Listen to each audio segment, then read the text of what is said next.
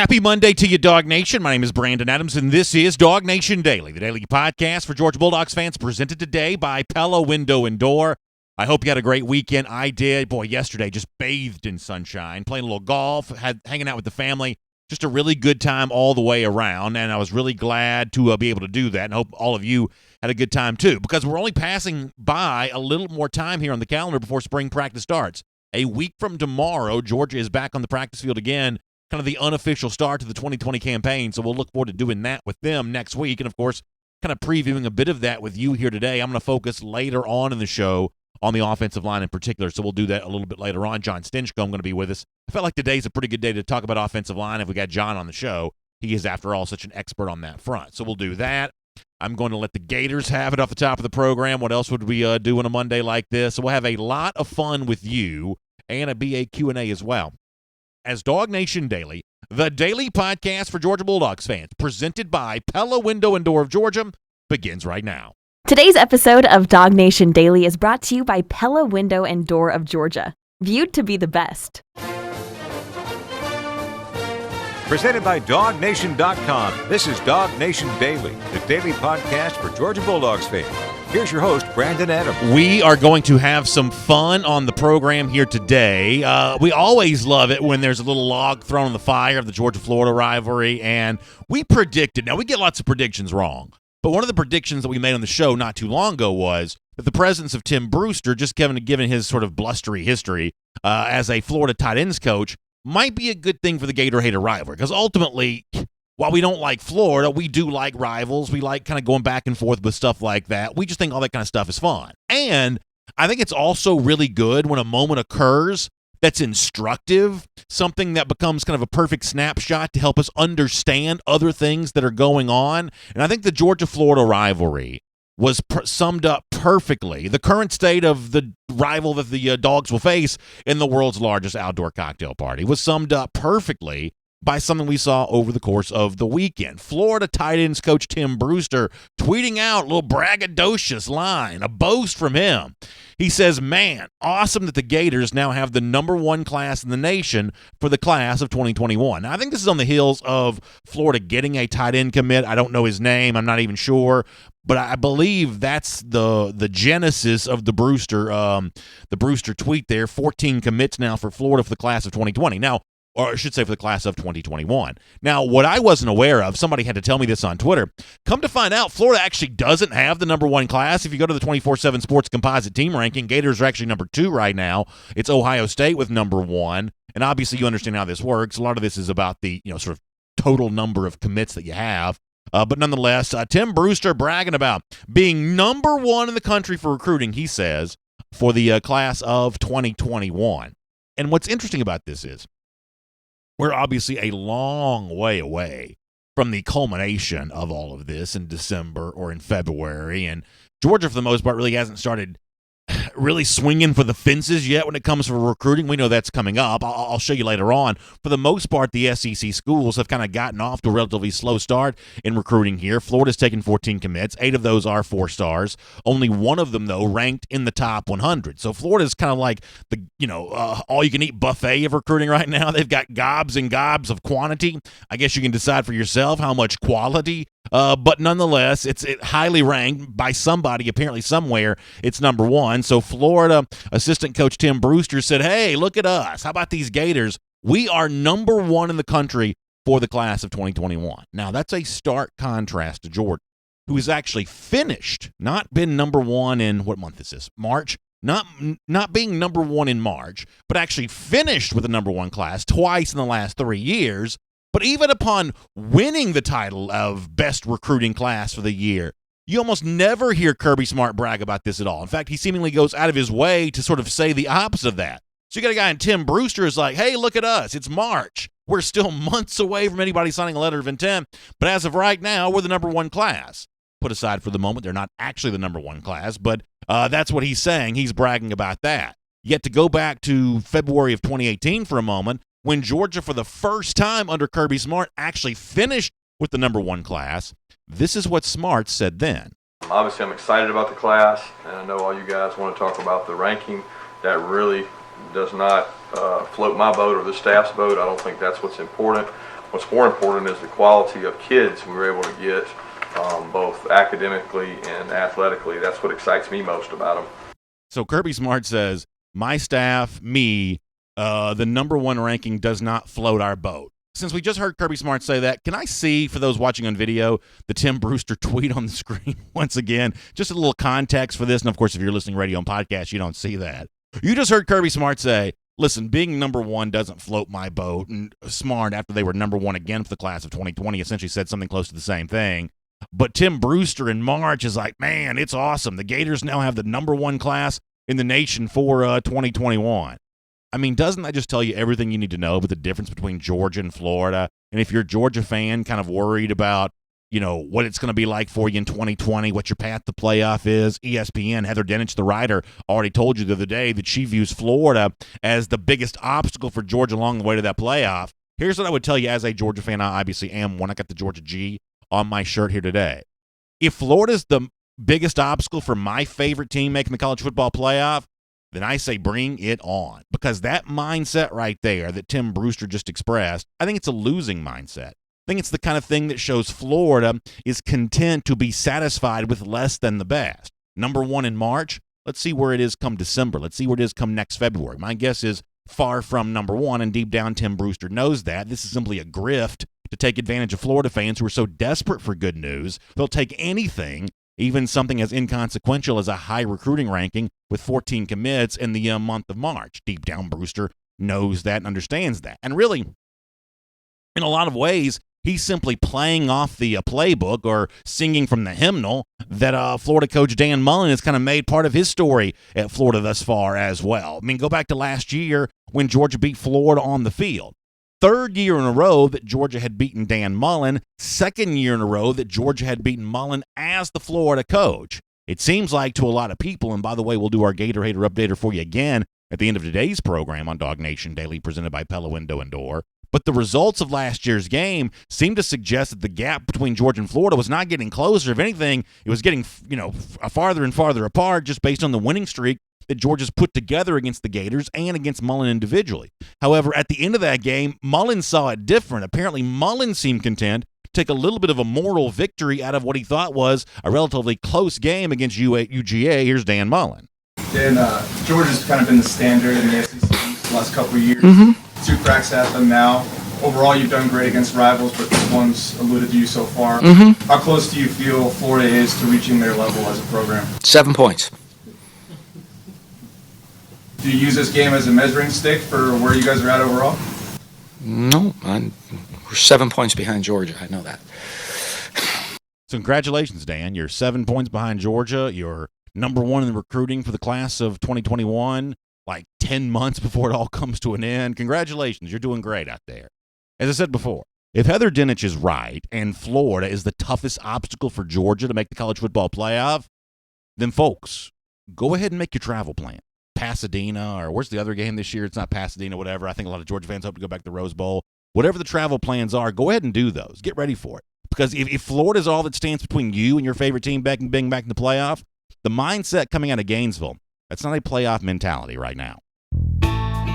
My name is Brandon Adams, and this is DawgNation Daily, the daily podcast for Georgia Bulldogs fans. We are presented today by Pella Window and Door of Georgia, and we're glad to have you with us no matter how you get to us today, live on video, 10 a.m., Facebook, YouTube, Twitter, or on the radio at noon on Athens Sports Radio 960 The Rev. And it's good to be back on the air in the Classic City after being preempted a couple times last week for the Lady Dogs in the SEC Women's Basketball Tournament. Of course, podcast form, now on Spotify, Google, Apple. I post the show at the world-famous DawgNation.com. However you find the podcast, you can find that for you there. And, of course, it's all brought to you today by our friends at Pella Window and Door of Georgia.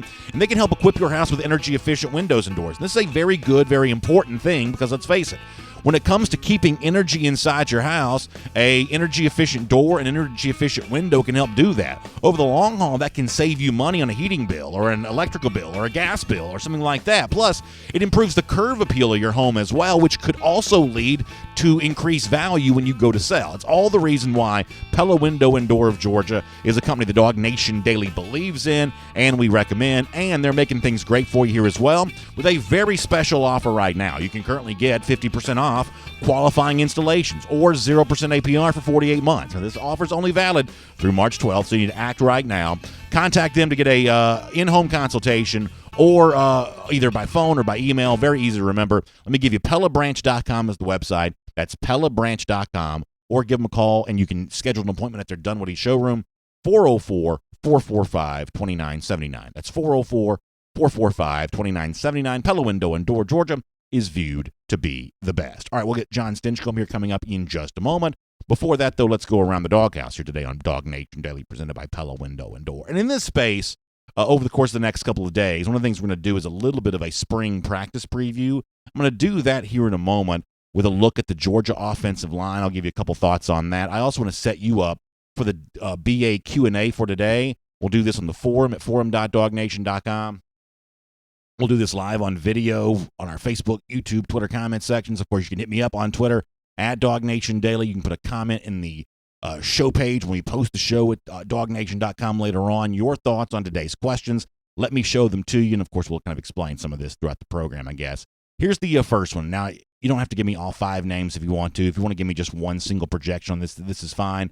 But the first question, what will Georgia's starting offensive line be here for 2020? You can kind of weigh in on that. We'll talk to John about that here coming up in just a moment.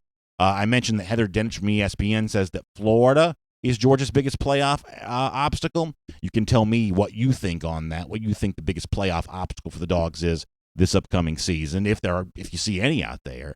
And then after another kind of disappointing loss for Georgia to close out the regular season against LSU on Saturday, how do you think the Antman Era will be remembered at UGA? Ultimately, what's his legacy, and ultimately, how do you think this impacts the future of Georgia basketball? I'd love to hear from you on all those topics today. It's our BA Q&A here on DawgNation Daily, presented by Pella Window and Door of Georgia. Now, let me go around the doghouse on the subject of the offensive line for a moment, because I do think this spring, and spring practice begins a week from tomorrow, I do think the offensive line is going to be one of the most important topics, especially after what Georgia went through this past season.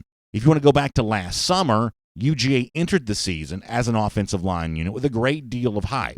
It was talked about as potentially the best offensive line in UGA history. It was talked about as potentially the best offensive line in the country. But there was evidence maybe right from the get-go that this group may have a hard time dealing with the weight of those expectations. Do you remember the first scrimmage way back in August when the reports coming out of Athens were that the defense got the better of the offense that day, and the offensive line in particular may have had some issues? Kirby Smart talked about that on that particular Saturday. That was the first sign we got that, hey, living up to the hype of being the best offensive line in the country, not necessarily going to be an easy thing to do. Here's what Kirby said then. You know, I know that if you're not scoring points on offense, there's probably not going to be a lot of ball lining up for awards. And, you know, we didn't score a lot of points today. So at the end of the day, it's one of those things, how well you perform, what is your identity, what are you trying to create? Because there's some good players on that offensive line, but good players got to play good. So listen, a lot of guys on that Georgia offensive line, to use Smart's phrase, did play good this season. Andrew Thomas played well enough that it certainly seems like he's a shoe-in to be a first-round pick coming up in April's NFL draft. Isaiah Wilson played well enough that he at least made the decision to leave and try his hand at professional football as well. But the unit overall did have some issues, probably not as strong running the ball as it had been in the past. Statistically speaking, probably fell short of a couple of those benchmarks. And then by the time you got to the Sugar Bowl, the group that Georgia played with there that day, not to mention Sam Pittman leaves to go take the Arkansas head coaching job, but with Matt Luke in place as offensive line coach, Georgia had to turn to some new-look guys. Warren Erickson getting a start. Jamari Salyer getting a start at tackle. Cade Mays was there. Now he's gone.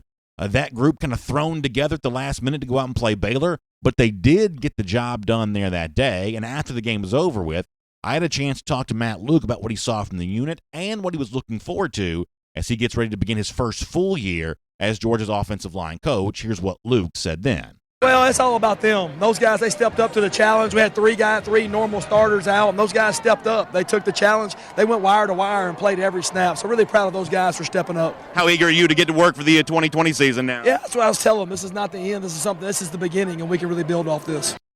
Luke says this is not the end. This is just the beginning. He said that to start the year in January in New Orleans for the Sugar Bowl. he says we can get to work and build off this. The next step in that process, building off what happened for this group in the Sugar Bowl, does begin next Tuesday. Now, it's also been ongoing in the weight room and everything else.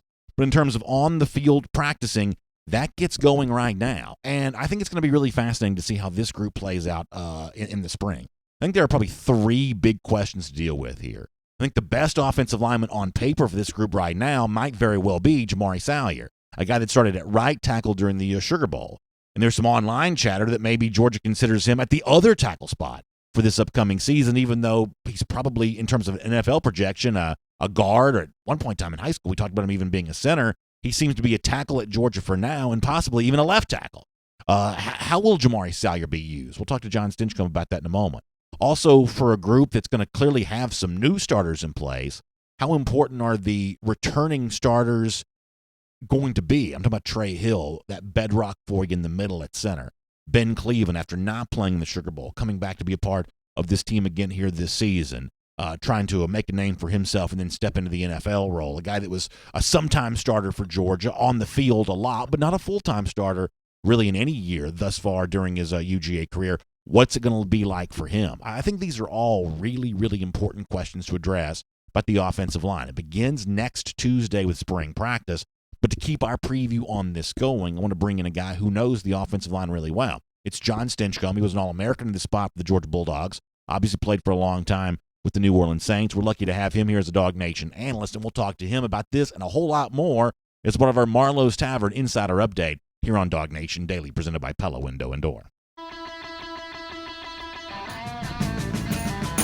From Athens and across the SEC or wherever the recruiting trail may lead, here's a DawgNation.com insider. Time now for a Marlos Tavern Insider Update with John Stinchcomb, and I felt like, we're about a week out from the start of spring practice. Thought this might be a nice time to kind of get some of this conversation going. If you're going to look at some of these position groups for the spring, really no better group to do on a day that John's going to be with us in the offensive line. So, John, with that in mind, I'll say good morning to you. Thanks for spending some time with us, and hope you had a nice weekend. Morning, BA. Had a great weekend. Yeah, pretty weather. Able to get outside. It wasn't raining. That's always a welcome change. Yeah, no doubt about that. I enjoyed the sunshine there myself. And I guess with that in mind, let me talk to you about the offensive line here for Georgia for a moment. Spring practice getting going next Tuesday. I'm curious about the offensive line. I think this group has a couple of known commodities, which you feel good about. I think some of the unknowns, maybe the most intriguing part of all of this, heading towards G-Day in the month of April to see. And in particular, let me start with Jamari Salyer here for a moment. As I told our audience before you joined us, Salyer's a guy that I think of as a guard. When he's in the NFL, that's the position I'm assuming he's probably going to play. Yet he started at right tackle in the Sugar Bowl. There's been some online chatter of, hey, maybe George would even try him on the other side, just given the fact that he's probably the most dependable lineman that Georgia has at the moment, most known commodity, at least on the outside spots there. A lot of young guys at the tackle spots trying to earn their way for some playing time. How do you think the best way to use Jamari Salyer would be? Well, I think you have to look at it as a whole. I mean, you're trying to put your best 5 out there, and what Jamari brings to the table is flexibility. I think similar in the same vein as to what Cade Mays had offered Georgia in the fact that they're versatile. They're great athletes. They're offensive linemen at heart. I think Cade's probably natural position was more of tackle. He was just versatile enough to play inside. And I'd say the similar concept is true for Jamari, where his natural position, just watching the way he moves and his body type, he's probably more naturally a guard, but is so capable and has the ability to flex out and be a tackle. So for Coach Rule and really the entire staff, they're trying to figure out what's that best 5. Do we have 2 tackles that are ready and we can leave Jamari in his more natural position inside, or is it we're stronger on the interior with Warren Erickson and some others and be able to flex Jamari out just because of what he brings to the table? I think in an ideal world, you leave Jamari inside and you've got 2 tackles that are ready, but obviously you've got some pretty big voids with the loss of Kenley, Wilson, and Thomas that you've got to fill, and you're trying to figure out the best way to go about it. I think, John, one of the good pieces of news when it comes to Salyer is when you look back at the career of Isaiah Wynn, a guy that, ironically, I guess is trying to be a tackle at the NFL level, but at one point in time was kind of thought of as an interior offensive lineman as well. kind of got deputized into duty at Georgia as an offensive tackle and went on to be a great player at that position, despite the fact that he doesn't have necessarily the size that you typically think of at that offensive tackle spot. So it's not like even in the Kirby Smart era, we haven't seen someone travel down the path that Salyer could potentially be traveling down. You're right, but I would say Isaiah Wynn came in as a tackle, and people just started to look at his height and say, well, he can't make it on the outside, despite the fact that that's where he really excelled. I think similar could be said for undersized defensive ends. I think back to guys like David Pollock when he came out. The guy was a great defensive end, and they're trying to mold him into an outside linebacker, a space player, just because of his shape. Some guys are just really good at what they do. Jonas Jennings is another one. Because of his height, they're saying, I wonder if he's going to be a guard at the next level. Nope. He's had a great career in the NFL, both in Buffalo and San Francisco at tackle, despite being not your prototypical 6'5" plus guy. He was able to excel despite the fact that he wasn't, one of those fit the mold types. So unknowns at certain positions of the offensive line, a little curiosity with how Salyer may be used, but the guy that you're sure about is, Trey Hill's the center right now, and I think the assumption is that Ben Cleveland's going to slide back in and maybe be a right guard again. How important is for those guys to have really good springs, given the fact they're playing positions they're familiar with? At least that's my assumption on Cleveland anyway. They're playing positions they're familiar with. Given the unrest potentially around them, being able to lean on guys who've been in a spot before, who know how to do that, how important is that going to be? Well, it should speed things up. When you lean on veterans, what you're leaning on is the fact that they can recognize, get everybody on the same page, and execute quickly. For the young guys, if you come in and you're spending time trying to figure out, what am I doing? What's the protection? Who's my guy? Where's my hot? You're not playing fast, and that's to your detriment. When you're playing next to a veteran, you can take some of that thought process out. They can help you and figure out some of the mental aspects so that you can get out there and play. If you're surrounded by nothing but new guys, then you're all out there scrambling together. But when you're next to a Trey Hill who's seen just about everything you could see and has made the calls and gets everybody lined up and on the same page, it makes it a heck of a lot easier to get out there and just play. You're not worried about where your hot is anymore because it's been told to you. So now you're just worried about your technique and how you're going to execute the assignment. So when it comes to a guy like Ben Cleveland, who's been in the program now for a while, came into Georgia as part of the class of 2016, a starter sometimes, but wasn't always a starter last year for UGA. How does a guy like that draw the balance between I'm a veteran, I'm a leader, I've got to help young offensive linemen, but I don't, and I'm just being as honest as I can here, I don't want to help them too much because these guys are trying to kind of push me out and get playing time from me. If you're a veteran player like that, I mean, obviously publicly he's going to say all the right things, but privately I wouldn't, fault him for obviously wanting to make sure he could do everything he could to hold on to his position and hold on to his playing time. How do you strike that balance? Well, I think you worry about yourself, and that sounds selfish, but it's the opposite of what it sounds like. I think, especially when I was a player in the NFL, you recognize there's only so many jobs out there, and I felt like if my game was at the top of where it should be, then I didn't really have to worry about anybody else. And I think Ben's in that same boat of I'll help you, I'll teach you, and what I see, because I have so much confidence in my game that you can't worry about exterior factors. I think there's a right way to go about things, and being a team guy is, in my opinion, the right way to do it, especially when you have confidence in yourself. You get out there and you perform at a high level, I'm willing to help anybody on my team that can help. When you check out the Marlos Tavern in your neighborhood, one of the things you're going to notice is what we like to call house-made magic. Now, you'll be saying, what does that mean? What is that? Trust me, when you sit down to eat there, when you sit down to enjoy a beverage there, you're going to notice this. Nothing's frozen there. It's all like house-made right there in the restaurant. That means no microwaves, nothing like that. Everything is freshly prepared. Great care taken to make sure that each ingredient is really, really enjoyable. I've told you about the shrimp and crab nachos before. I love the shrimp and grits. I love the way that everything is just taken and kind of just kicked up a notch with special care. Cocktail wise, very much the same way. True expertise behind the bar, behind the kitchen, in front of the grill, to make sure that everything that's served to you is going to be something that you're going to really, really enjoy. That's why we recommend you check out the Tavern right there in your neighborhood. Boy, yesterday would have been a great. I was actually thinking about this. I drove by the Marlos Tavern and coming on my way home after running around with my family a little bit yesterday, and I was like, boy, this would be a great day to be on a Marlos Tavern patio. So for those of you who got a chance to enjoy that yesterday, I hope you had a really good time. Marlos Tavern is a great thing to think about this time of year as we head towards that patio season. John, let me talk to you about another offensive line spot here for a moment, or at least a couple other guys competing potentially at a couple of different spots. So Justin Shafer was a guy who was probably that number 8 man or so on the depth chart during the season, and then dealt with the neck injury. He was in line for some playing time and then kind of battled injury. And then after that, Warren Erickson was a guy who got a chance to start in Georgia's most recent game. So handicap this for me.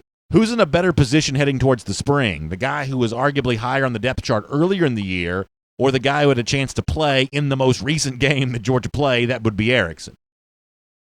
Well, I think Erickson probably has the early lead just because he's had the experience with Coach Rule, who came in and working with that offensive line. So with Justin, I mean, he's got the talent, obviously, and was in the hunt, but you've got to compete, and Warren's had that exposure, and you live in a world where it's, what have you done for me lately? And I thought he performed pretty well in a thrown into the fire type situation of stepping in in a bowl game against one of the most talented defensive lines coming out of their conference. So I think he has the early lead, and I think that also speaks to the first question we discussed of Jamari Sawyer, in that with Ben Cleveland, Justin Shafer, Warren Erickson, slightly more known commodities than what you have on the outside with Xavier Truss and Condon and some of the other names that are thrown around when you're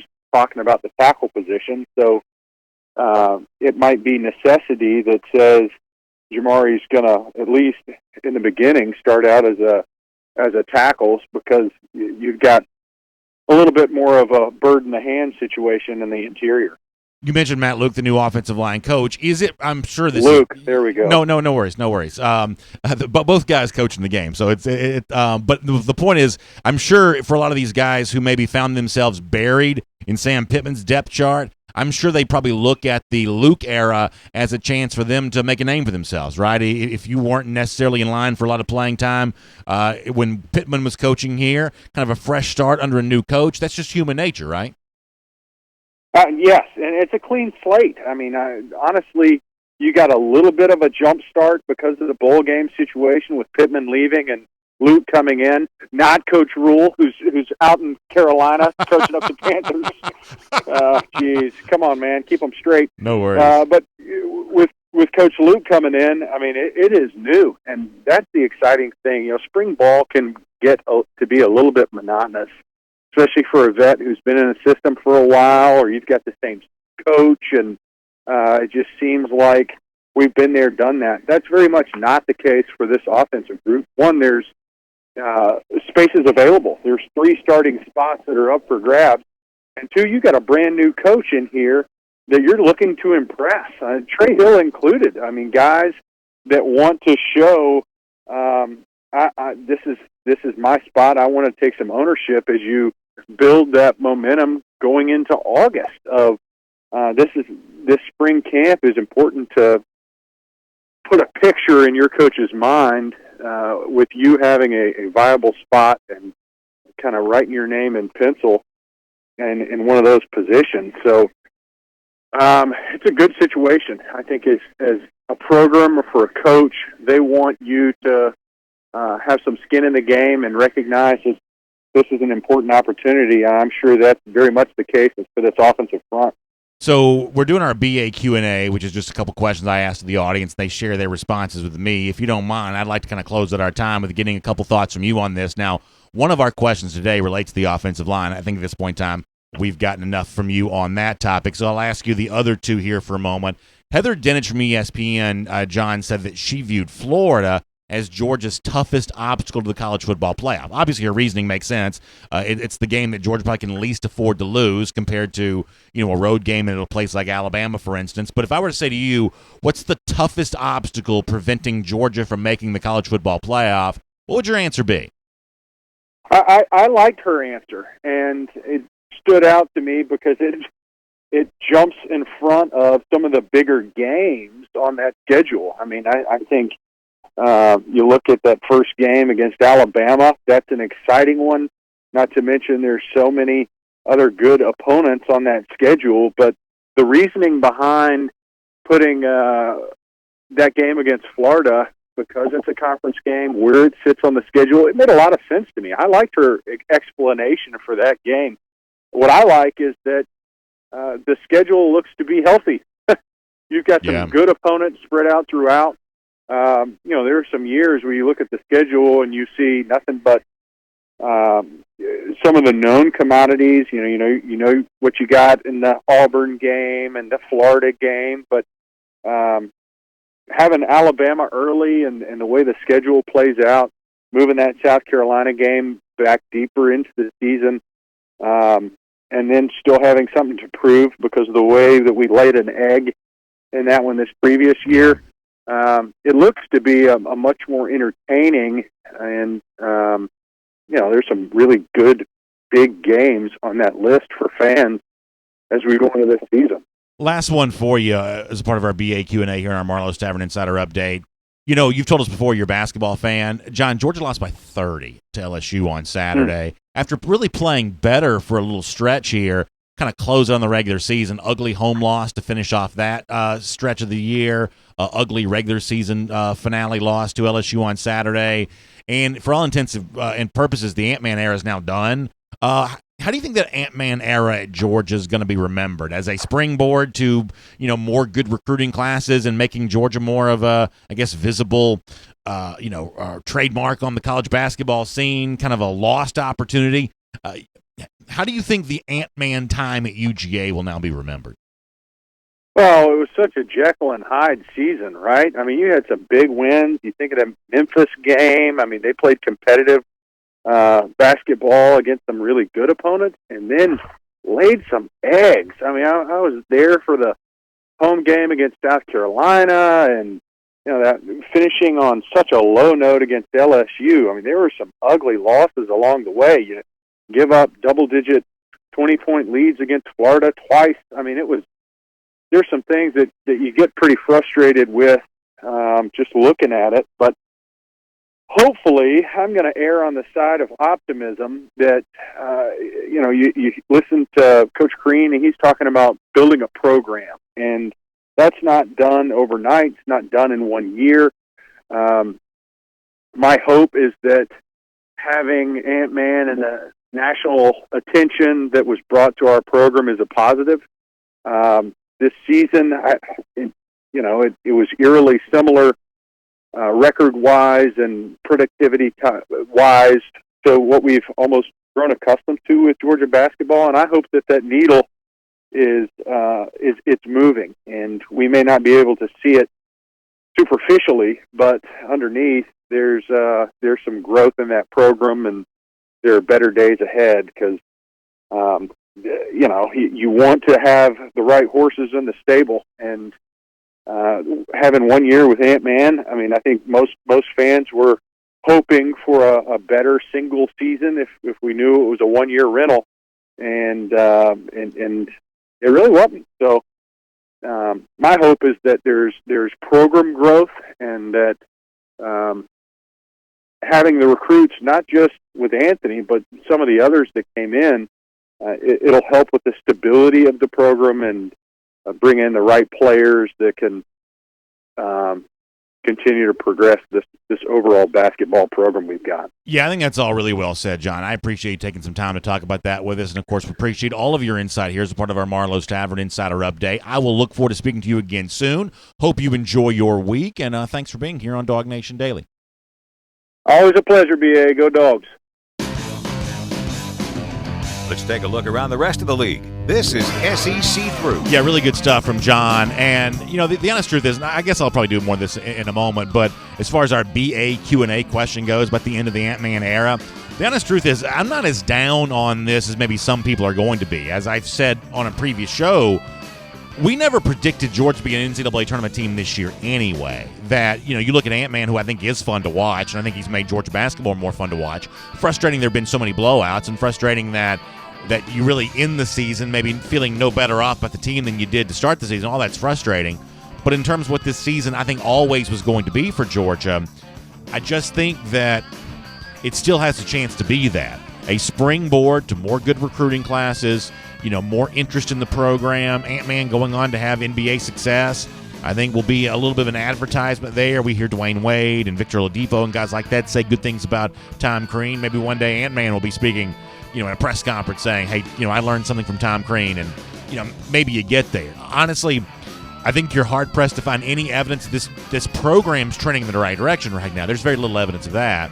But in terms of what it still could be, it still could have some value if it makes Georgia feel like more of a basketball destination. Always really weird how, Georgia feels like such a hotbed for athletics, but the men's basketball team in Georgia has never been able to tap into that energy source for very long at all. So Crean faces a tough job at UGA. The players that come here, have a lot of options that at times can seem more attractive. So it's a tough situation, but an ugly way to close out the regular season campaign with the LSU loss on Saturday.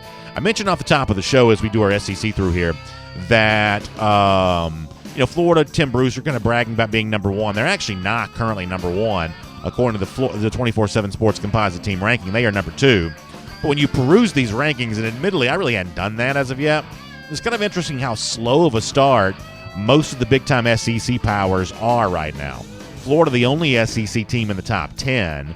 After Florida at 2, you have to go all the way down to 12 to find any other SEC team. That's Tennessee. They've got only 6 commits thus far for the 2021 class. 5 of those are 3 stars. So Tennessee off to a bit of a slow start as well. Next SEC team, believe it or not, is Georgia. And Georgia's only got, 3 total commits for the class thus far? So Georgia's 17th in the country right now with just 3 commits. Auburn also has 3. They're at 18. LSU's got 3. They're at 20.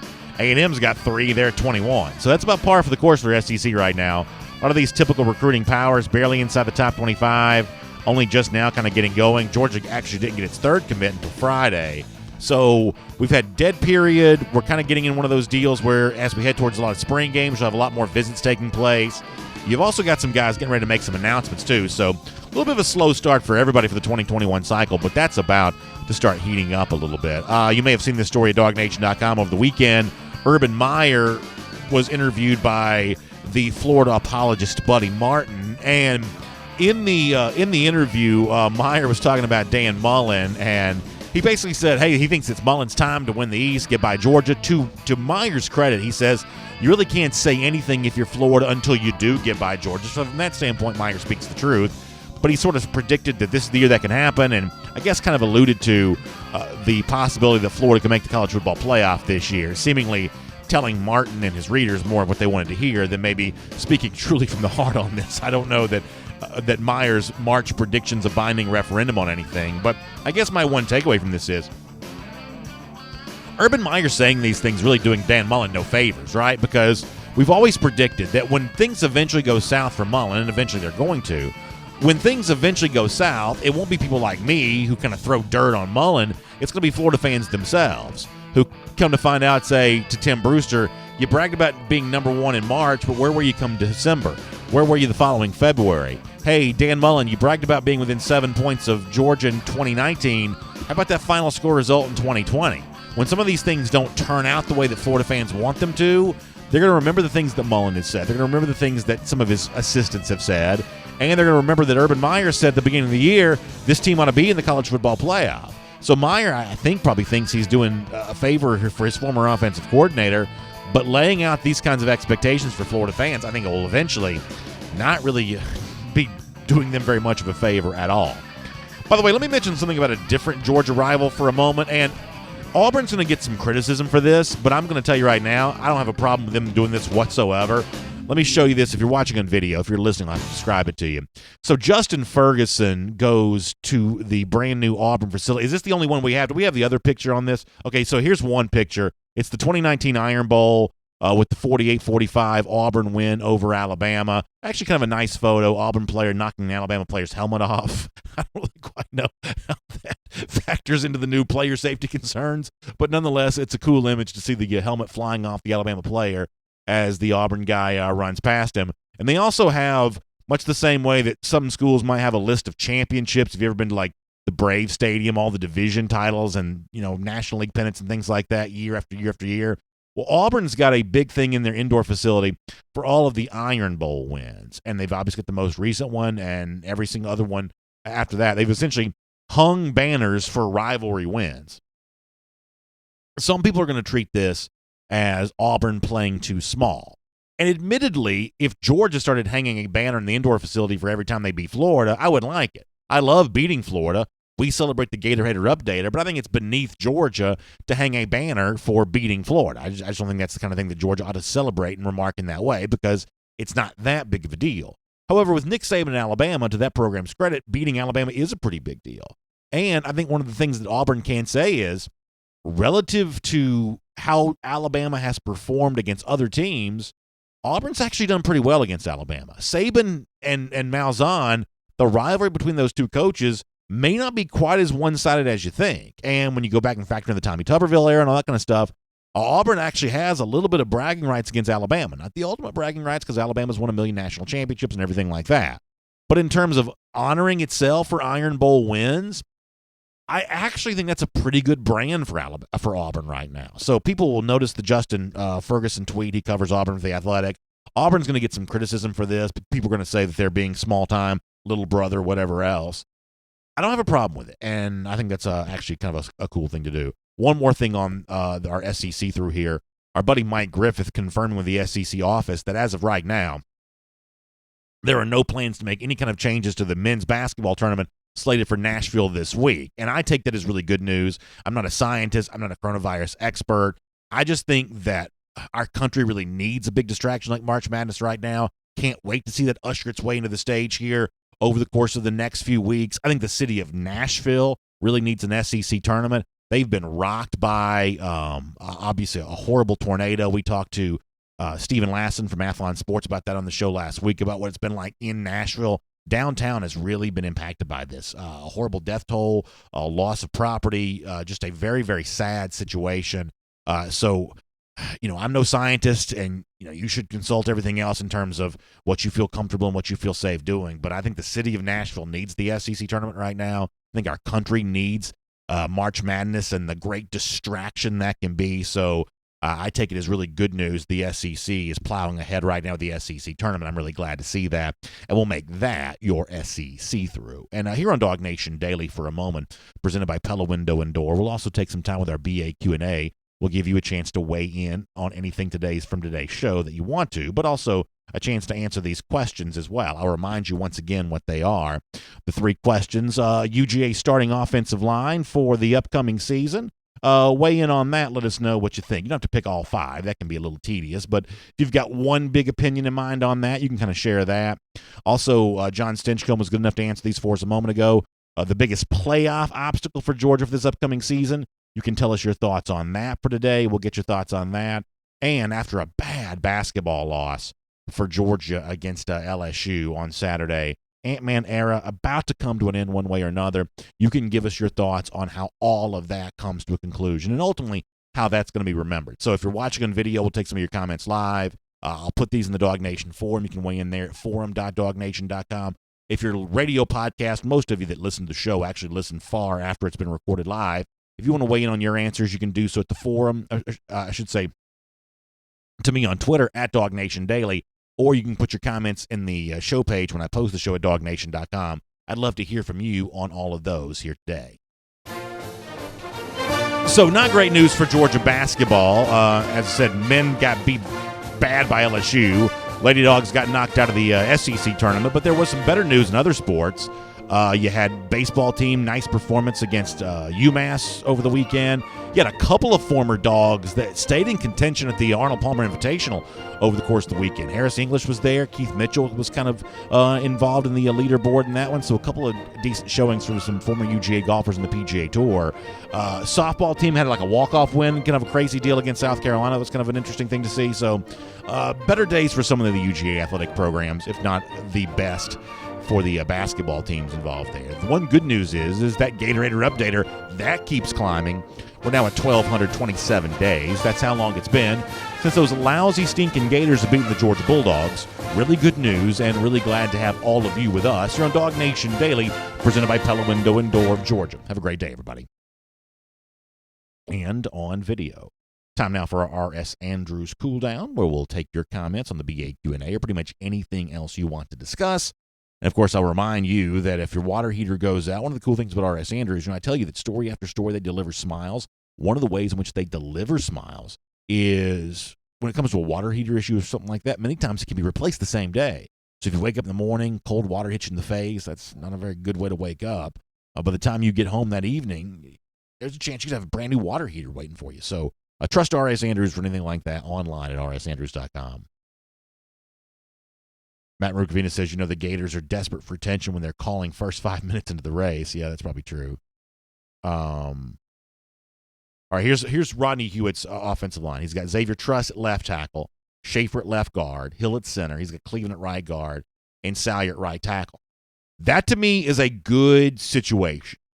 I'm not going to say that's best case situation necessarily, but I would say that's a better case situation.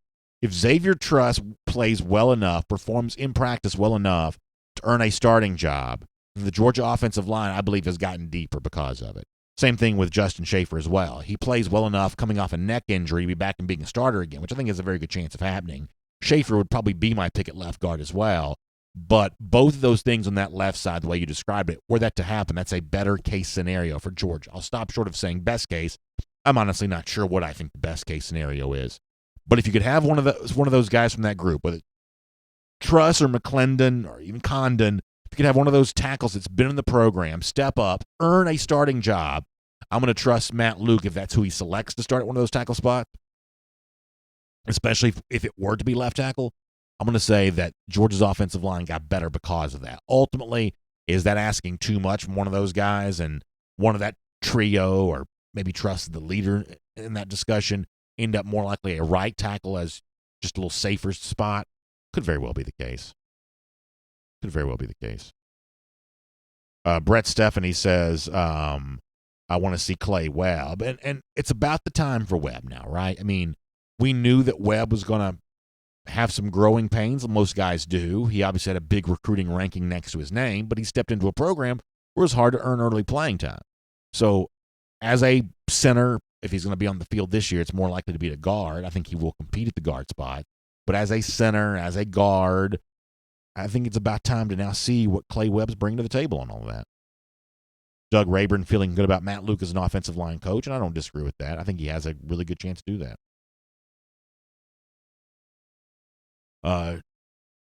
Philip Jordan Wells says, Halloween night, we shall drink wine from... Philip always has very funny comments. Shelton Tucker also with kind of a funny one there, too. Let's see what else is going on YouTube here for a moment. Hope you all had a good weekend, boy. What a great day yesterday was. Great day. I just love being outside on a day like that, being with family, having a good time. Actually, I'll give a free plug here for a second. We went out to the Gwinnett Stripers had a open house yesterday at Cool Rayfield. I've never been to a Stripers game, but I happened to be in the area, and they were doing like a free hot dog lunch, and you kind of tour the ballpark. My kids love stuff like that. We had a good time doing that. Played a little golf in the afternoon. What a great day.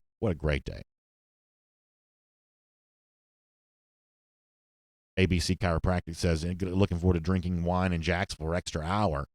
Yeah, no doubt. That's always the fallback weekend. So you do get that extra hour for cocktail party. Obviously, that's an expert. Who was that? ABC Chiropractic? That is a seasoned veteran Gator hater cocktail party right there. Knowing that you get the extra hour and making good use of that, I don't mind that at all. Our buddy Matt Breda from Breda Pest Management weighing in with a hard take here. Love to see that. Nick Johnson checking in from Omaha, Nebraska. Appreciate that, Nick. Thanks for being here. RT367 says, what's the latest on Big Ben Cleveland? Academics in order? Yeah, my understanding is that's all taken care of, and he's all good to go. That was the latest I heard on that, so I think that's all squared away.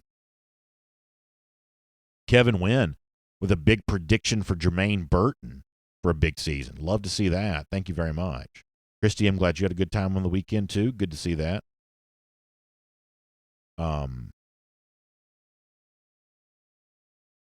Let's see what else is going on.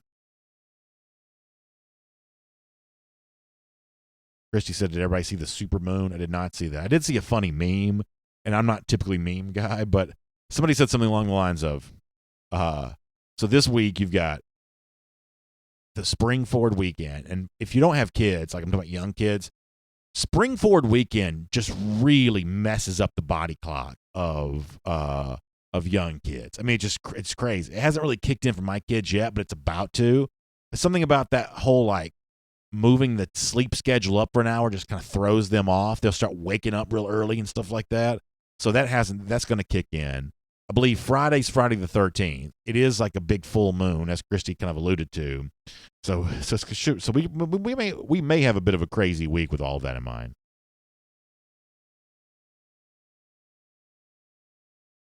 Anything else on YouTube for right now?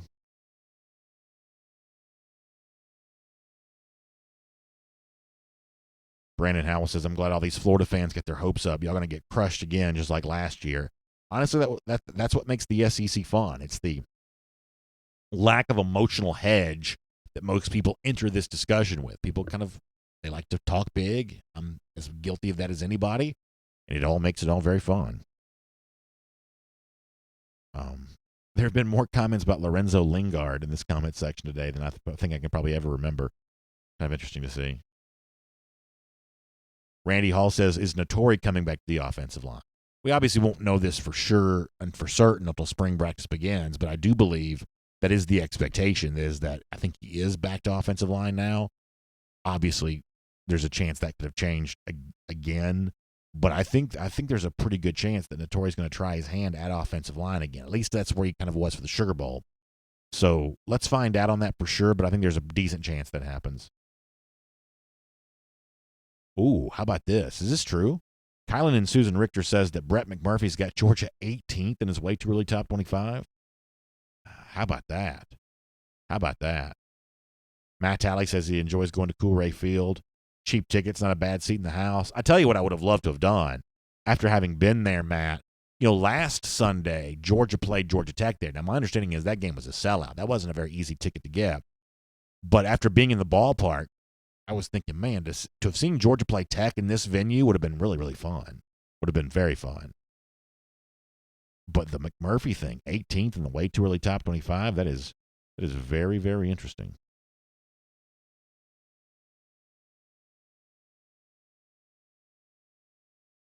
Let's see what else is going on.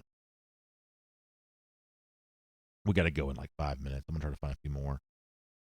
We got people talking about Lingard in the Facebook comment section now.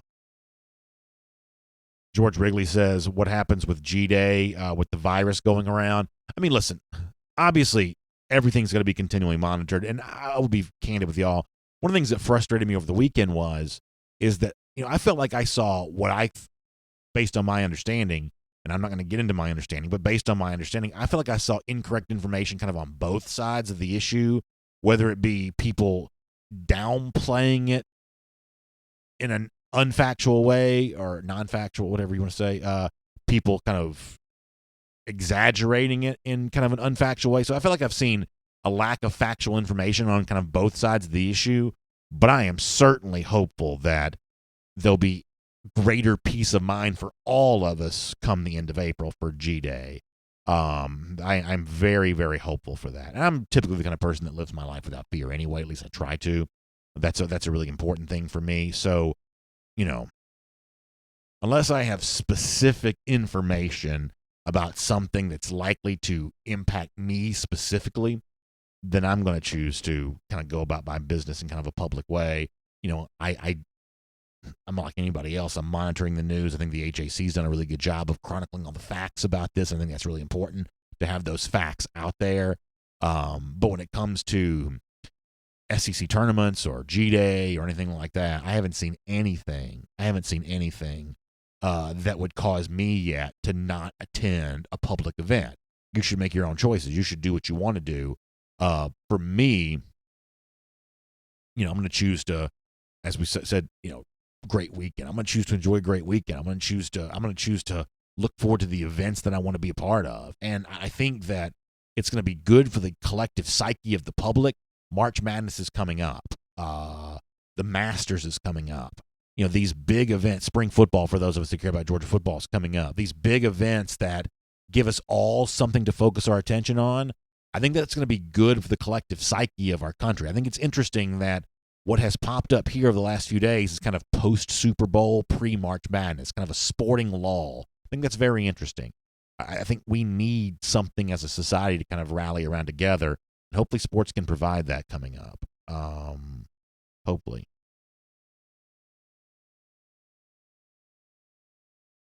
Bubby Dean says about to head to Atlanta and to Tampa, heading down to Cool today.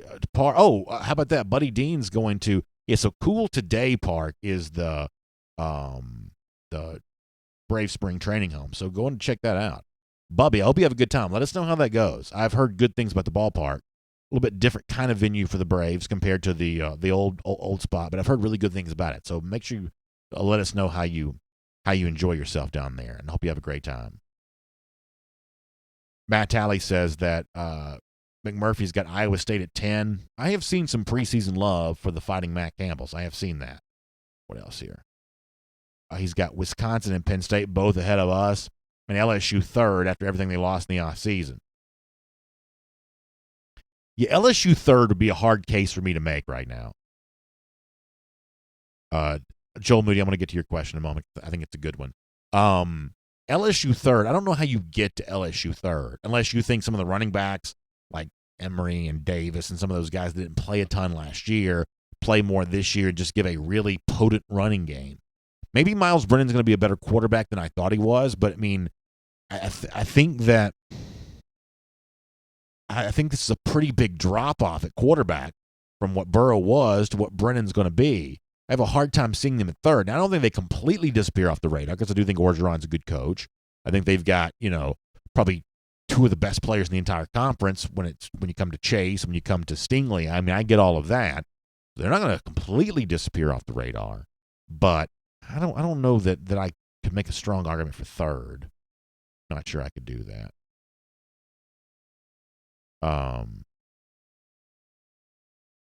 Justin Shepard says, crush this rider. I mean, listen, I'm not in favor of, I like it when people share their hot takes, and I like to kind of go back and forth. I'm not in favor of crushing anyone for any kind of opinion, even if I think it's wrong. I like debating opinions. I don't really get mad at all that much stuff when it comes to stuff like that. So even if I think McMurphy's wrong, I'm not going to be mad at him.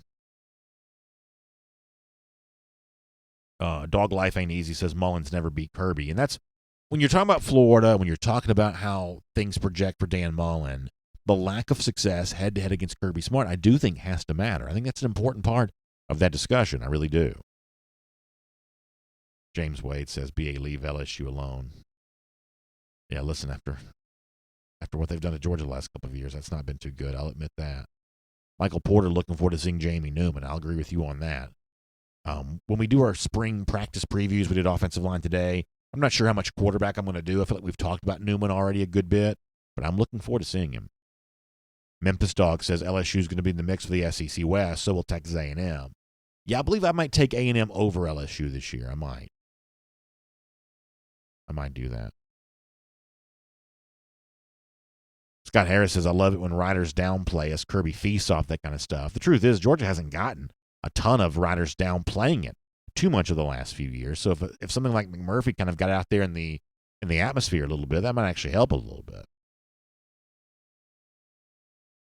Matt Rukavina says McMurphy single-handedly brought down Urban Meyer to Ohio State, so I'll give him a little credit there. That he did do. Seemingly, anyway. That he did do. Chris Branham says he's got Pickens getting 1,000 yards. Boy, that'd be amazing. Amazing.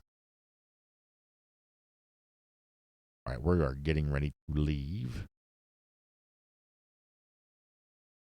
There'll be a lot of good new talent on the field at G-Day, as Randy Hall said. That's true. That is very true. All right. We appreciate all of you being with us. And, of course, always appreciate that as part of our RS Andrews Cooldown. I mentioned the AJC before. Make sure you check them out, too. You can get Atlanta news now at the AJC, and including all the stuff that is going on. You know, I said before, I'm no scientist. You know, I don't pretend to be one. I like to read up on stuff like this, and when it comes to what's going on with the coronavirus, there's really good coverage of that at ajc.com. You can check that out and kind of figure out how you feel about that. Also, the Atlanta Falcons getting ready for the NFL Draft. Plenty more coverage on that. I'll see you this afternoon at 1 p.m. for AJC Falcons News Now, sponsored by Miller Lite. Plenty more coverage on that. Getting ready for the draft, the ajc.com there as well. And just some really, really cool stuff. Fernbank's doing its own version of Prom, the Fernbank Science Center. You can check that out, too, at ajc.com as well. Atlanta News Now at ajc.com. Huge thanks to Dari and the whole team over at RS Andrews for making the RS Andrews Cooldown possible. Air conditioning, heating, plumbing, electric. They do all of that for us. They can do all of that for you, but you've got to find them online at rsandrews.com. Story after story, they've been delivering smiles, and they can deliver one for you as well. We'll let you check them out at rsandrews.com, and we'll see you back here tomorrow at 10 a.m. for DawgNation Daily, presented by Pella Window and Door. For more DawgNation videos, check out youtube.com/DawgNation.